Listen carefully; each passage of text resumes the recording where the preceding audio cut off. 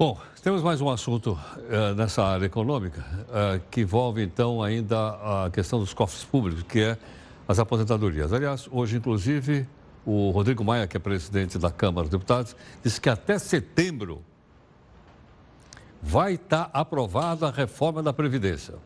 E o Richard está aqui conosco. Boa noite, Richard. Boa noite, Geraldo. Tudo bem? Depois que ele contou isso, eu passei a acreditar em Papai Noel, mula sem cabeça, tá certo ou não? Saci Pererê e outras. Você acha que eles vão conseguir até setembro? Vamos ser uma coisa. Bem, uma previsão bem otimista. E eu, que geralmente sou bem otimista, eu acho difícil, né, na atual conjuntura, né? Vamos aguardar, né? Vamos supor o seguinte: olhar então para as finanças dos estados. Quando eu falo Estado, pode ser a Prefeitura, o Estado ou o Governo Federal, né? Suponha o seguinte, suponha que as regras sejam iguais hoje. Todo mundo se aposenta nas regras atuais, tem direito a adquirir aquela coisa.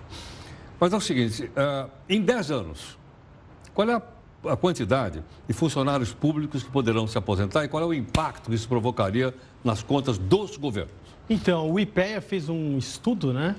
E ele mapeou, que é a primeira tela, que 6 milhões de servidores públicos, tanto da União, estados e municípios com cargos estáveis, são cerca de 6,2 milhões. Só que desses 6, Aqui são funcionários da Prefeitura, do Estado e da... Isso, exatamente, eles mapearam. Tá. Um terço, Heroto, 2 milhões, já tem 50 anos ou mais de idade. Ou seja, na próxima década já estão na iminência aí de solicitar o benefício. Uma coisa que é importante, que às vezes as pessoas esquecem e confundem, é que o sistema de previdência no Brasil é de repartição. O que isso quer dizer? Quer dizer que quem está na ativa está financiando quem está inativo. Então, se você começa a ter um envelhecimento muito grande da população, vai ter menos pessoas na ativa para bancar mais pessoas que estão inativas. Então, eu trouxe um outro dado para te responder. Um detalhe.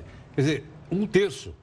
Um terço já está com 50 anos ou mais. Hoje essa é a situação. Então, assim, a questão da Previdência, além do setor público brasileiro, são dois pontos que a gente pode resumir. Primeiro, cortar privilégios. E o segundo ponto, que é gravíssimo, que é um problema demográfico. Quer dizer o quê? Que a população brasileira nos próximos anos, nas próximas décadas, vai sofrer um processo de envelhecimento muito grande. Vai ter muito mais velho do que jovem. Exatamente. Então, vai diminuir essa base ativa de contribuição. Então, se hoje a gente já tem um déficit, imagina a tendência de aumento desse déficit nos próximos anos. Aí o segundo dado, que é o dado técnico, que é pouco divulgado, mas é o ideal para você ver, então, se nada for feito. Resultado atuarial, o que simplesmente faz isso? A gente pega... Espera um pouquinho, o que é resultado atuarial? Resultado atuarial é quando a gente considera tudo que vai entrar no fundo ao longo do tempo, a gente estima, e tudo que a gente vai ter que pagar. Então, todas as contribuições que serão feitas de hoje até o futuro e todos os benefícios que a gente tem que pagar de hoje até o futuro, a gente calcula e vê. Se tiver déficit, quer dizer o quê? Que tem um rombo ali. Se tiver equilibrado, ótimo. Que a Constituição Federal até fala que você tem que ter equilíbrio financeiro, que é aquilo lá que você pega no ano.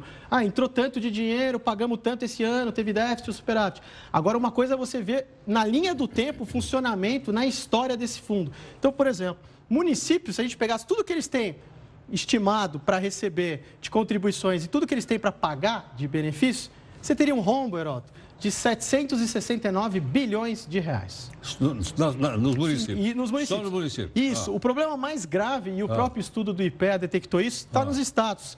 Que o rombo, olha só, o rombo é de mais de 4 trilhões de reais. Mais de 4 trilhões de reais. Ou seja, é algo... Não tem muita mágica. O que você tem que fazer matematicamente? Ou você vai aumentar as contribuições, reduzir os benefícios, ou você vai postergar a idade das pessoas se aposentarem, porque em algum momento da história isso aqui tem que ser preenchido, porque é o que está faltando. Então, se a gente considerasse o funcionamento para sempre desse fundo, ainda está faltando isso ao longo da história, 4 trilhões. União, só os civis, que não tem os militares nessa conta, você passa aí de 1 trilhão de rombo. Ou seja...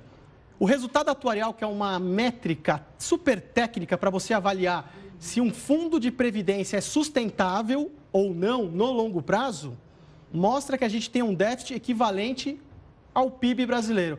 Ou seja, algo tem que ser feito. Então, assim, a situação, se nada for feito, é gravíssima, é uma bomba relógio. E aí a próxima tela mostra a situação atual para responder, mas será que já está tirando dinheiro de outras áreas? Hoje isso. Imagina com a população envelhecendo e o rombo aumentando. para cada R$100 investido na educação, quanto estes governos gastaram com a Previdência? Então, imagina, eles gastaram R$100 com educação, quanto que eles gastaram com a Previdência? Minas Gerais gastou R$233. Rio de Janeiro, R$266. Rio Grande do Sul, olha que distorção, Heródoto, 346. Mais de 3 vezes gasta com a Previdência do que a educação. A educação é o futuro, é a base de uma sociedade.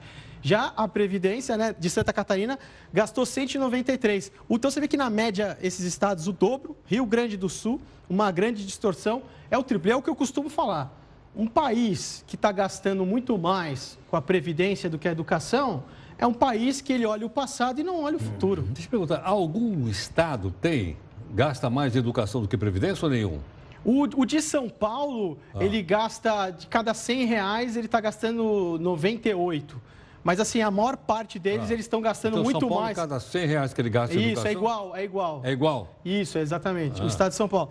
Mas, se a gente for pegar, a maioria dos estados está gastando muito mais com a Previdência. Se a gente coloca... Esse número eu nunca tinha visto. Essa comparação... Interessante, não é? A primeira vez e se a gente coloca gastos com o pessoal também, e aí a gente compara educação e saúde, então a gente vê que, assim, são escolhas que a sociedade tem que fazer, os recursos que nós pagamos de impostos, para onde tem que ir, que áreas são estratégicas. Por exemplo, a gente viu aqui na Previdência dos estados, envolve muito policiais, professores. Eu acho assim que o salário dos professores deveria ser estrategicamente muito mais elevado do que você se preocupar como vai ser a Previdência. Na verdade é isso. Então você tem que escolher que carreiras que vai valorizar mais o setor público, porque o fato é o seguinte: o dinheiro acabou, não sobra nem para as despesas não financeiras, ainda tem que pagar juros da dívida, governo federal. E essa questão da Previdência é o maior parcela aí dos nossos recursos, vai para isso, tem que ser discutido, porque a gente vai sofrer um envelhecimento muito grande e muito rápido, né, da população. Bom, senta um pouquinho. Obrigado. Acho que ficou bastante clara a explicação dada pelo Ney. Ficou muito claro, né? O Richard explicou de uma maneira bastante clara e a gente precisa pensar a respeito. Isso é com você. Ele só lembrou do salário dos professores. Eu estava vendo outro dia, sabe quanto ganha um professor na Finlândia? O equivalente a R$16 mil. É o que deveria ser, atrairia os melhores talentos. Os melhores talentos. Porque lá o curso mais importante é o curso de formação de professor, né? Aqui me parece que não é bem assim, né? É uma pena. Às vezes o cara sai formado em química, mas não é professor de química. Aí ele sai de matemática, mas não é professor de matemática. Para ser professor, além do conhecimento, tem que ter comunicação. Com certeza. Olha lá. Eu, por exemplo, fiz história, nunca ninguém me ensinou a dar aula de história. Eu quebrei a cara muito mais, né? E eu fiz aquelas matérias na Faculdade de Educação da USP, tipo de didática, nunca ninguém me ensinou nada. Primeira vez que eu fiquei na frente da sala de aula, minhas páginas tremiam assim. Né? Quer dizer, para ser professor, além de saber a matéria, você tem que saber, você tem que aprender a ensinar.